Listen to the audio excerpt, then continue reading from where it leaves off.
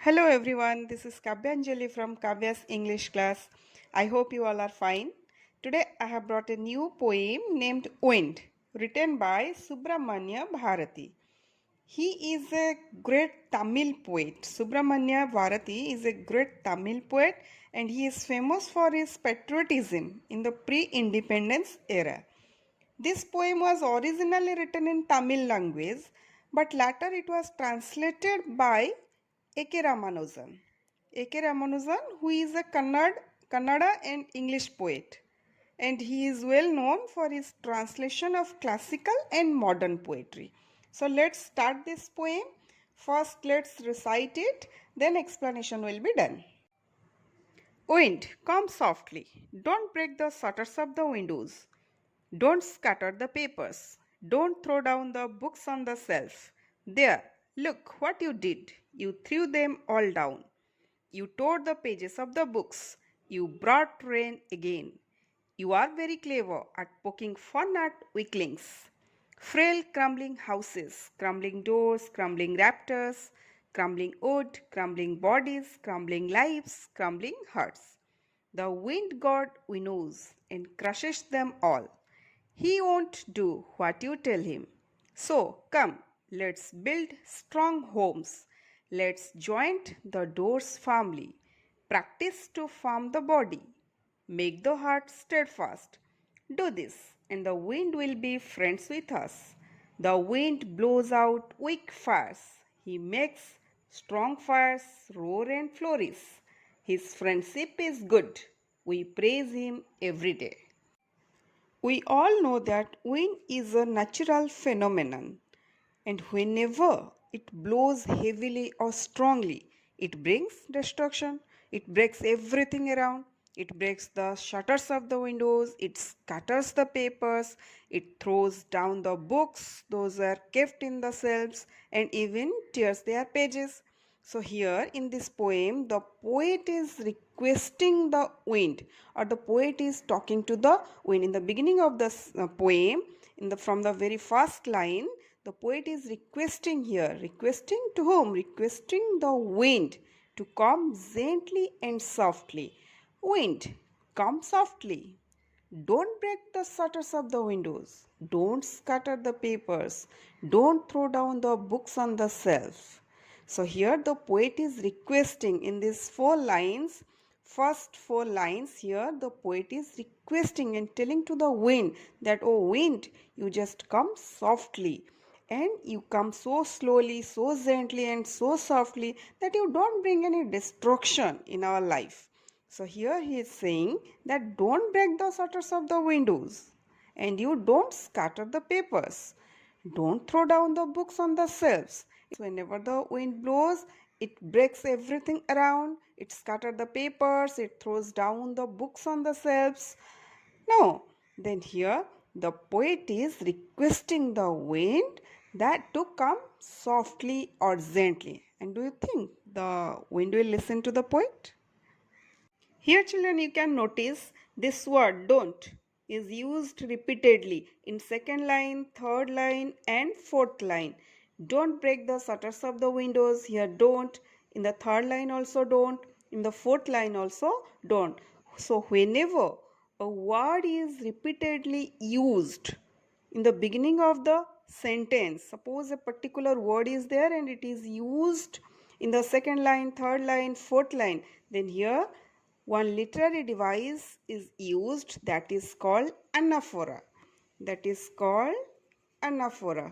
The poet has used anaphora here. So anaphora is a literary device where the poet uses a particular word repeatedly and it is used in the beginning of the sentence only, not in the middle or in the end of the sentence. Whenever a word is repeatedly used and it is used in the beginning of the sentence only, beginning of the line only, then only it is called anaphora. So here the poet has used a literary device that is called anaphora.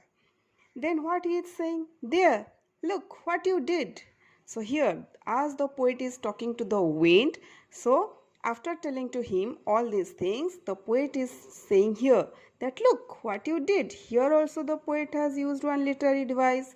Here the poet has addressed the wind in such a way it seems that he is addressing to a human being. There, look what you did.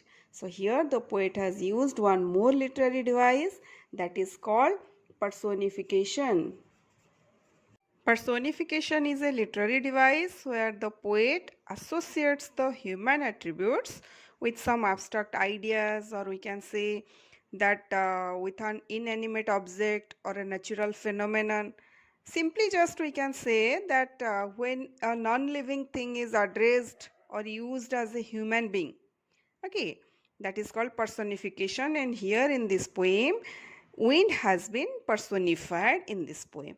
Okay, the poet has used personification, the literary device, and he is saying that look what you did.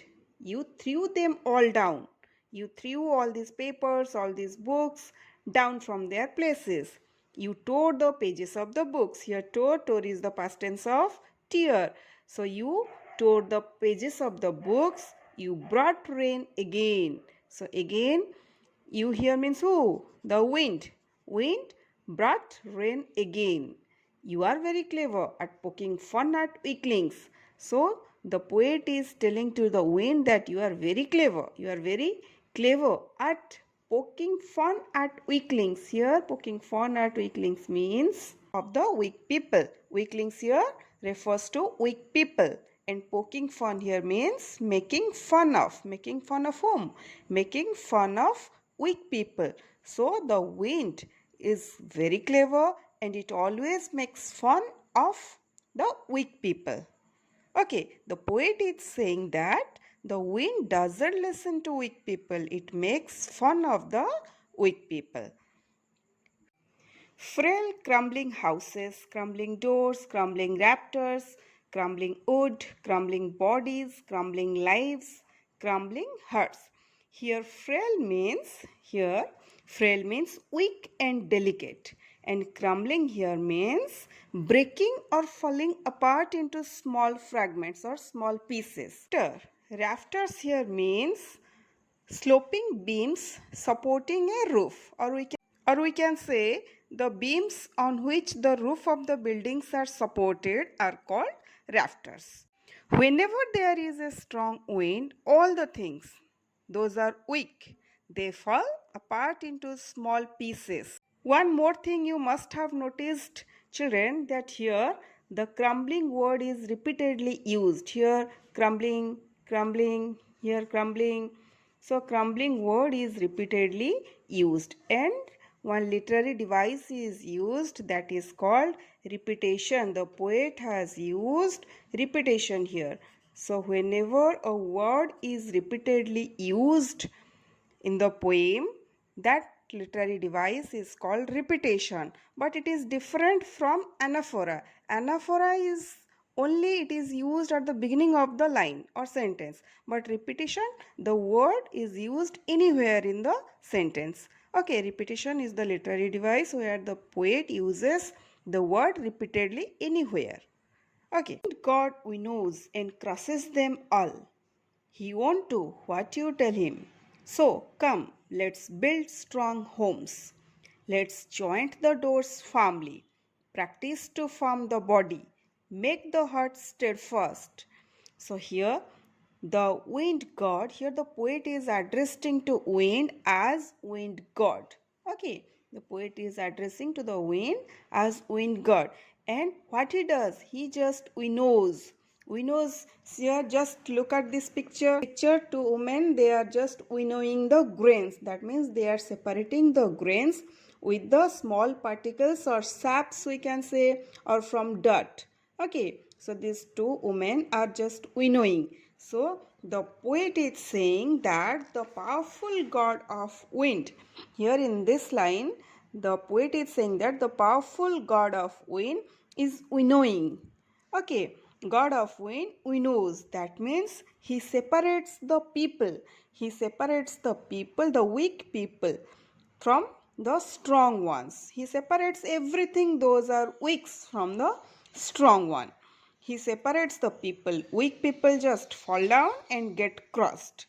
So just like we know the wheat to separate the grain from chaff, the wind god separates the strong people from weak people. So when there is a strong wind, all the things that are weak fall and get crushed. So here crushes them all. Them here means all the weak things, including the weak people. Everything gets crushed.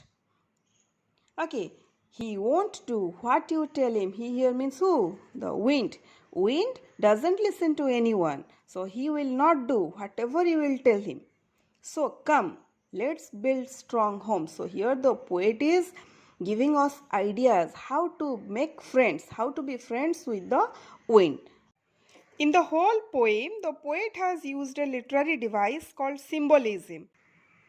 That means the wind is a symbol here. Okay, it refers to the challenges in life. So here the wind has been used as a symbol for the adversities in our life. Poet wants us to make friends with the wind, that is the adversities in our lives. So the problems will not listen to us. They will come. So we should be prepared. So in preparation, what should we do? Let's build strong homes. Let's joint the doors firmly. Practice to form the body, make the heart steadfast. Do this, and the wind will be friends with us. So, the poet has told us what are the things we need to do. We need to build strong homes. We need to fix our doors firmly. We need to make our body strong, and we need to make our heart also strong.